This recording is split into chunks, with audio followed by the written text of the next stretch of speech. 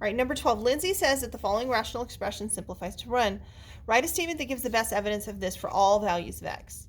All right, so actually this won't be true for all values of x, but we do need to simplify this and see if it really does simplify to 1.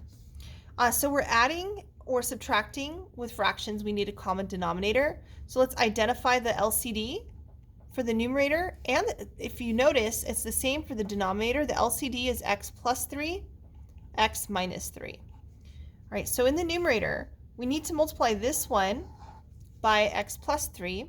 We need to multiply this one by x minus 3. So 3x plus 3 over x minus 3, x plus 3, plus x, and then this one's missing the x minus 3.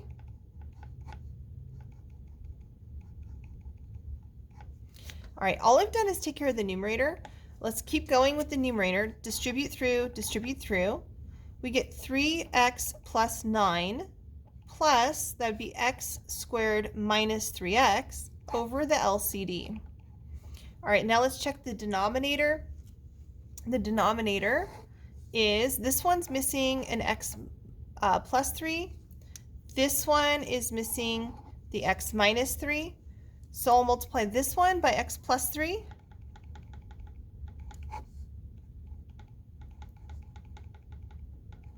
And this is a minus sign, so I'm going to change this to a plus negative 3. This one again was missing the x minus 3.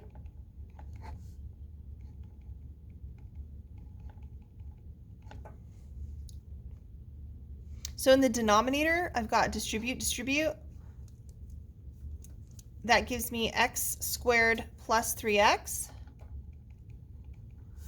plus distribute, distribute, negative 3x, and then plus 9 over the LCD. No need for parentheses, but I accidentally put my plus right there, so. All right, so let's go ahead and simplify this one, right? The numerator, these 3 x's cancel, and I have x squared, x squared plus 9 over, my denominator was x plus 3, x minus 3, all over, here these cancel as well. I get x squared plus 9 over x plus 3, x minus 3. So I do see that these simplify to something over itself, which is 1 over 1, or 1. However, there are 2 values for which this is not true, and that would be coming from our denominator, right? The restrictions on the denominator. X cannot equal 3 or negative 3. So this is true for all values except x equals 3 and x equals negative 3. So that's not true for every value, but it's true for all except for those 2. All right, moving on to number 14.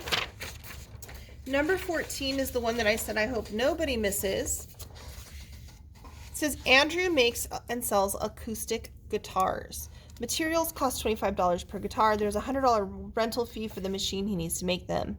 The function g of x equals 25x plus 100 over x represent his average cost per guitar if he plans to make and sell x guitars. Plot the points to show how much it costs for 1, 2, 3, and 4 guitars.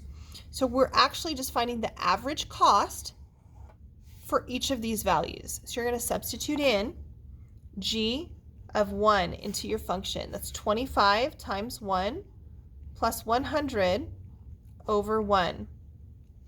This is 25 plus 100 divided by 1, which is 125. And you're going to plot that point 1 comma 125. You're going to plug in 2 for g. 25 times 2 plus 100 over 2. This is 150 over 2, which is 75. So 2 comma 75.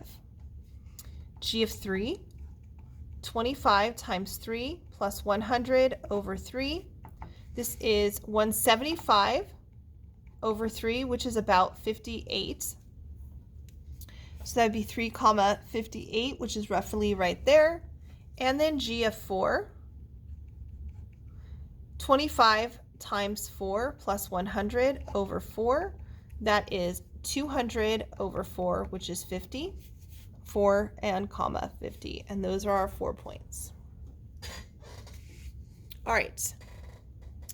On this graph, it's kind of hard to see the the horizontal asymptote of the graph. The vertical is a little easier to see. Remember, we need to be equidistant, so pick a point that you can work with, okay? So I'm picking these 2 points because they're easy to work with. They're on a lattice point. And so if I move over 1, 2, 3, 4, 5, 6, I'll be at the same point on the other graph. So that means right in between these, it will be my vertical asymptote of the graph, which is right here at x equals 1. And the same thing, pick a point that you can work with and move downward or upward. I'm going to move from here. So I go from here 1, 2, and I'm at that other point. And so that means my horizontal is right here in between them, which is at y equals 2. Right. Always vertical is x equals, horizontal is y equals. To intersect the y-axis, it has to be horizontal. To intersect the x-axis, it has to be vertical. So this is C. All right, moving on to number 16. What is the horizontal asymptote of the graph of the function? So you need to know the 3 rules. You look at the degrees. Right here, the degrees are equal. If the degrees are equals, so the degree of the numerator is equal to the degree of the denominator, then the line y equals a over b, where a is the leading coefficient from here and b is the leading coefficient from there, is your horizontal. The leading coefficient is for a is 1, and for b it's also 1, so that's the line y equals 1. There are 2 other cases, right? You need to know all 3 cases. So if the degree of the denominator, or sorry, the degree of the numerator is smaller than the degree of the denominator, there's a different rule, right? If that happens, then it is the constant term back here, right? Y equals C, but there is, which would in this case be 0. It's usually y equals 0. And if it's the opposite, right, if the numerator has a larger degree than the denominator, there is none. There's no horizontal. Okay. So you need to know all 3 cases. So I'm going to actually refer back to my nice neat one right here. Right, the degree of the numerator degree is smaller than the denominator degree. Then y equals the constant, which is usually 0. The degree of the numerator is larger than the degree of the denominator, there won't be one. And the degree of the numerator is equal to the degree of the denominator. You divide the leading coefficients, which is a over b. And in this case, it's 1 over 1. Okay. All right, next, a company spent, oh, this one's no good. A company spent $400 to sell 5 robots, or to make 5 robots. Producing more robots will cost $20 each. The average cost right here, R of x is equal to 400 plus 20 x minus 5 over x minus 5. All right, it says the graph of R of x has a horizontal asymptote at, all right, so we got to find the horizontal asymptote. So we've got to look at the degrees are equal. So then I need to simplify this to make sure that I get the right leading coefficient.